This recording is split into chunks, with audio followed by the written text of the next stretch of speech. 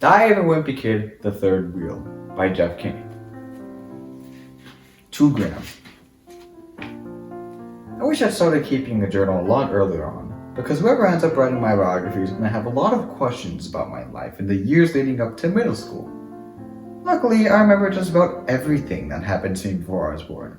In fact, I can even remember stuff that happened to me before I was born. Back in those days, it was just me swimming around in the dark, doing backflips and taking naps and doing whatever I wanted. Then one day, when I was in the middle of a really good nap, I got woken up by these strange noises coming from the outside. At the time, I didn't know what the heck I was hearing, but later on I found out it was my mom piping in music through the speakers that she put on her belly. I guess Mom thought it'd be fun if she played classical music for me every day before I was born. It would turn me into some kind of genius. These speakers came with a microphone, and when Mom wasn't playing music, she was telling me everything that was going on in her life. And when Dad came home from work, Mom would have him give a blow-by-blow of his day. But that wasn't the end of it. Every night, Mom would read to me about a half hour before she went to bed. The problem is my sleep schedule didn't line up with Mom's, so when she was sleeping, I would be awake. I actually wish I paid more attention when Mom was reading to me though. Last week in school, we had a pop quiz on a book and I hadn't read it yet. I'm pretty sure Mom read that to me before I was born, but I couldn't remember any of the details. I guess the week my mom was reading that book, I was busy doing something else. The crazy thing is, my mom didn't need to use the microphone for me to hear her. I mean, I was inside of her, so I could hear every word she said whether I wanted to or not. I could also hear just about everything that was happening on the outside. So when Mom and Dad got all mushy, I had to listen to that too.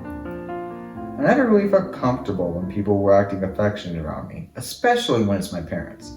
I tried to get them to stop, but they never got the message. In fact, everything I tried just seemed to make things worse. After a few months of living like this, I had to get out of there. And that's why I was born 3 weeks early. But after being hit with the cold air and the blinding lights of the delivery room, I wish I'd just stayed put. By the time I came into the world, I was totally sleep deprived and in a really lousy mood. So if you ever see a picture of me as a newborn, now you know why they always look ticked off. In fact, I still haven't caught up with the sleep I missed, and believe me, I've been trying. Ever since I was born, I tried to recreate the feeling I had way back when I was floating around in the dark as happy as could be. But when you're living in a house of 4 other people, some fool's always going to run along and ruin things for you. I met my older brother, Roderick, a few days after I was born. Up until that point, I thought I was an only child, so I was pretty disappointed to find out I wasn't. My family was living in a really small apartment back then, and I had to share a room with Roderick. He got the crib, so for the first few months of my life, I had to sleep in the top dresser drawer, which I believe wasn't legal. Eventually, Dad moved his work stuff out of the room he was using as an office and made it into a nursery.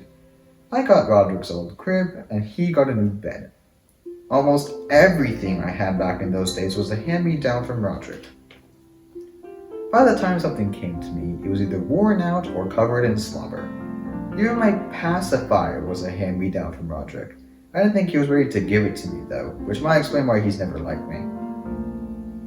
It was just the 4 of us for a long time. Then one day Mom told us she was going to have another baby. I was glad she gave me the heads up so I could be ready. When my little brother, Manny, came along, everyone could tell that he was so cute. But what they didn't tell you about babies is that after they're born, they have this black stub on their belly button where the umbilical cord was tied off. Eventually, the stub dries off and falls out, and the baby is a regular looking baby button.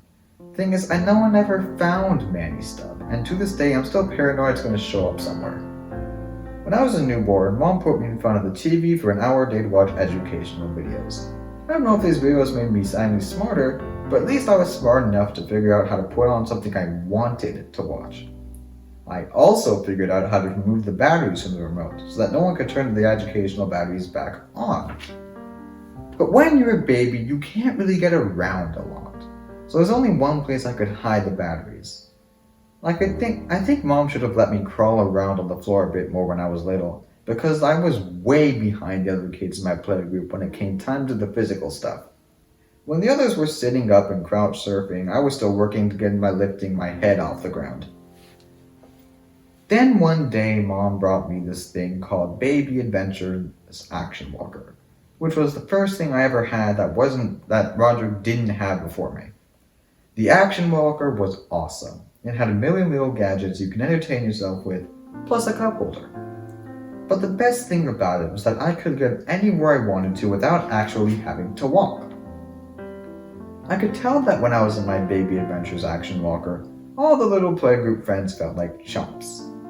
But then my mom read in some parenting magazine that it wasn't a good idea to use baby walkers because kids wouldn't develop the right muscles to walk on their own. So Mom returned the Action Walker to the store, and I was back to square one. It took a long time, but eventually I did learn to walk, and before I knew it, I was in preschool. I was hoping I'd have a head start over the other kids because of all the work Mom had put in the classical music and the educational DVDs, but other moms must have done that stuff too, because the competition in preschool was pretty stiff. I mean, you had kids in there who knew how to use buttons and zippers, when I could barely figure out how to put the mittens without help from a grown-up. A few of my classmates could write their own names. One or two could count all the way to 50. I knew then that I couldn't keep up, so I decided to try and slow everyone down by feeding them bad information. My plan kind of backfired though, and the preschool teacher told Mom that I wasn't learning colors and shapes like the other kids. But Mom said I was smart, and maybe the problem was that I wasn't being challenged enough. So Mom actually took me out of preschool and had me skip a grade to kindergarten, but that decision was a total disaster. The kids in kindergarten seemed like giants to me, and they knew how to do stuff like cut scissors and color the inside of lines. I didn't even make it a whole day in kindergarten before the teacher had to call Mom to come get me. The next day my mom brought me back to preschool and as a teacher I could have my cubby back. I just hope your academic record doesn't follow you around, because it might be tough for me to get a good job later on after people figure out I was a kindergarten dropout. I'm pretty sure Mom decided that whatever she tried when I was little didn't work out, because she's taking a totally different approach with Manny. For starters, Mom pretty lets Manny watch whatever he wants on TV, so he keeps on this show called The Snurples, 24 hours a day. I tried to watch The Snurples a few times, but I had no idea what was going on. The Snurples had their own language that I guess only 3-year-olds can understand. And after Manny watches the show, he gets frustrated when no one in our family can understand him. But the other day, my mom read an article in the newspaper that said watching The Snurples actually sets kids back a year with their language development skills, and messes up their social skills too. Well, that explains a lot. Manny doesn't have any real friends, and whenever Mom holds playgroup at our house, Manny is the only one who doesn't interact with the other kids. I think part of the issue is that Manny doesn't like to share his toys, so when kids come over, Manny locks himself in our old dog Sweetie's exercise pen and keeps all of his toys to himself. Whenever Mom tries to get Manny to play with his other kids on their own, it backfires. At our church, they have this new thing where they send all the little kids down to the basement during the service so they can play in color. But the first time Mom dropped Manny off downstairs, there was only one other kid in the play area, and he told Manny he was a vampire. I felt a little bad for Manny because I had to deal with a scary kid when I was his age too. I was stuck in a preschool with this boy named Bradley, who terrorized me every day, every chance he got. I told Mom about Bradley every day when I came home, and said I didn't want to go back to school anymore. But that summer, Bradley and his family moved away, so the problem took care of itself. After Bradley moved, Mom wrote a story called Bad Bradley, about a kid who always misbehaves. Bradley was a bad kid in real life, but in Mom's version, he was pretty much the devil. I think Mom was actually going to try and get her story published, but Bradley and his family moved back into our neighborhood the next spring, so she had to scrap it. Just gonna make sure this is still recording. Yeah, we're still going. We're gonna keep going. Even though Mom never got her Bad Bradley story published, she used it to teach Manny about how you're supposed to behave in preschool, and I think that's the one of the reasons that Manny is so afraid of other kids at his age. Manny might not have any real friends, but he has a bunch of imaginary ones. I've lost count of them all, but the names I can remember are Joey, Petey, Danny, Charles Tribble, and the other Charles Tribble, Tiny Jim, and Johnny Cheddar. I don't know how Manny came up with all of these fake friends, but believe me, to him they're real. One time Manny took all of his imaginary friends to the grocery store and had a total meltdown when Mom supposedly left Charles Tribble behind in the frozen foods aisle. Sometimes I wonder if Manny made up his imaginary friends so he could get extra stuff like extra dessert. Mom says that if we tell Manny his so-called friends aren't real, he could be traumatized, so we had to go along with it. I just hope he goes out of this soon because it's getting kind of ridiculous. Sometimes I have to wait until all of Manny's imaginary friends are done using the bathroom before I can get in. Luckily, Manny has been blaming things he does on his imaginary lately. Manny has been blaming things he does on his imaginary friends. The other day, he smashed a plate on the floor and then told Mom it was Johnny Cheddar, who seems to be the troublemaker of the pack. Instead of punishing Manny for breaking the plate and then lying about it, Mom gave a timeout to Johnny Cheddar, which really stinks because that timeout chair was the brand new recliner in the family room, so I couldn't sit in it to watch television. Like I said, I know this whole imaginary friend thing is much of baloney, but Manny acts so serious about it that it's kind of spooky. Whenever I go to sit down somewhere in the house, I make sure none of Manny's friends are around. The last thing I need to do is plop down on the sofa to watch TV and squish Tiny Jim. It's not like I'm watching a lot of television these days anyways. Mom is pretty worried about Manny and his social skills, so she doesn't like TV to be on when Manny is around.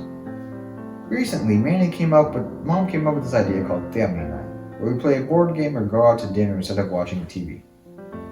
I guess the idea is to get us to interact with one another more, so it rubs off on Manny. When we go out to dinner, we usually end up at this place called Corny's Family Style Restaurant. They have a rule at Corny's that you're not allowed to wear a tie, and the first time we went there, Dad found out the hard way. There's a lot of different seating sections at Corny's, but since we always have Manny with us, they put our family in the section called Children's Alley. In Children's Alley, I don't think they even bother cleaning up when one family leaves and a new one comes in. So when you get to your table, there's always crumpled up napkins on the floor and a half-eaten french fries on the seats. The first time I went to Corny's, I didn't check my seat and ended up sitting on an open-faced peanut butter and jelly sandwich. Another thing I hate about Children's Alley is that you're right next to the bathrooms, and the doors are always swinging open, so you can always see them when you're trying to eat. Also, the service is terrible at Corny's, so we always go to the buffet and serve ourselves. The food is in these metal trays, and there's always stuff from one tray mixed into the others. On the dessert bar, they have an ice cream dispenser where you can make your own sundae. I know that sounds great, but there's a reason most restaurants don't let customers operate the self-service machines. One of the reasons Mom likes to go to Corny's is that they have a ball pit, so she's hoping Manny will learn to play with other kids his age. But Manny usually buries himself in a pile of balls to hide himself from the other kids and then wants it out when it's time to go home. Last Thursday we went to Corny's and Mom had actually made Manny go to the plastic tubes so he couldn't hide in the ball pit. Manny got freaked out up there though, and he was too scared to come down on his own. So Mom told me I had to go up there and get him since I was the only one of the family who was small enough to crawl through the tubes. I tried climbing up through the area Manny had used to get through the tubes, but I was too tight of a squeeze and I had to bail out. This felt like the only way I could get to Manny was to climb up the spiral plastic slide that empties into the ball pit. I am not a fan of the dark, and I'm not a fan of dark and closed spaces to begin with, so I wasn't looking forward to crawling up that thing.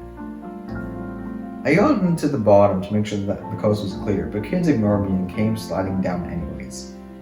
Once I made it past the traffic jam and got all the way to the top, I started crawling around through a maze of tubes and tried to find Manny. There was no ventilation up there and it reeked of dirty socks. I realized I was the worst person to go looking for Manny though, because I've always been bad at mazes. This fall, me and Mom went to the corn maze at Reynolds Fall, and Mom was counting on me to find the way out. But I got so lost that Mom had to call 911 to get someone to come rescue us. This time I didn't have Mom's cell phone to bail me out, and when some kid threw up at one end of the tunnel, all the other kids came rushing to my way to get to the slide. Eventually I found Manny in one of the tunnels, but by then I was ready to crack up, so one of the waiters had to climb up and rescue Manny and me. The worst part of the whole experience was that I had to throw out my favorite pair of jeans because I couldn't get rid of that smell of feet even after washing them with bleach 3 times. This is still recording. We're still going. I hate myself. I woke up at 6:30 this morning and couldn't get back to sleep, which was pretty frustrating. But that's been happening to me ever since the beginning of the year. On New Year's Eve, Mom wanted Manny to feel like what it was actually like to come up at midnight without actually letting him stay up that late. So she set the clocks in the house ahead by 3 hours. She didn't tell me though, so when Mom and Dad did the countdown with Manny, I thought it was midnight for real. I ended up going to bed at 10:30 that night, thinking it was 1:30 in the morning, so my whole schedule's been off by 3 hours this year. I don't usually wake up on weekends until Dad literally drags me out of bed, especially during the winter when it's cold outside and I'm nice and warm under the covers. I remember last time when Dad woke me up on 8 a.m. on a Sunday morning and told me to go outside and shovel the snow off the walkway. I'm in the middle of a really good dream, but I was able to get out of bed, shovel the walkway, and get right back into my dream without missing a beat. The morning after I woke up, I lay in bed and while trying to get back to sleep. Eventually, I just went downstairs and made myself some breakfast. There's nothing good on TV before 8 o'clock on a Saturday morning, so I decided to go get some of my chores over with. Me and Roderick never had enough money to buy anything, so Mom has been paying us an allowance to do chores. One of my chores is dusting the dining room furniture, and that's what I was doing this morning when I heard a knock on the front door. I opened the door and was surprised to see Uncle Gary standing on the front steps. Dad came downstairs a minute later, and he didn't seem too happy to see his younger brother. A few weeks back, Uncle Barry called Dad and said he had a once-in-a-lifetime business opportunity and needed a loan. Dad didn't want to give up Uncle Gary any money because Uncle Gary had a bad track record when it came to paying people back. But Mom told Dad that he should do it because Uncle Gary is his brother and family members should always help each other out. Mom's always saying the similar thing between me and Roderick. I just hope that I never need a kidney or something like that, because if Roderick is the guy I'm counting on to give it to me, I could be in trouble. Dad sent Uncle Gary the money, and we hadn't heard from him until today. After Uncle Gary came inside the house, he told us what happened. He said he met a guy in Boston who sold t-shirts on the street corner, and that the guy told him that if he wanted to take over the business, he could make a bundle. So after he got the money from Dad, Uncle Gary bought the guy's t-shirts, but what Uncle Gary didn't know was that the t-shirts had a typo on them, but by the time he noticed the problem, the guy was already gone.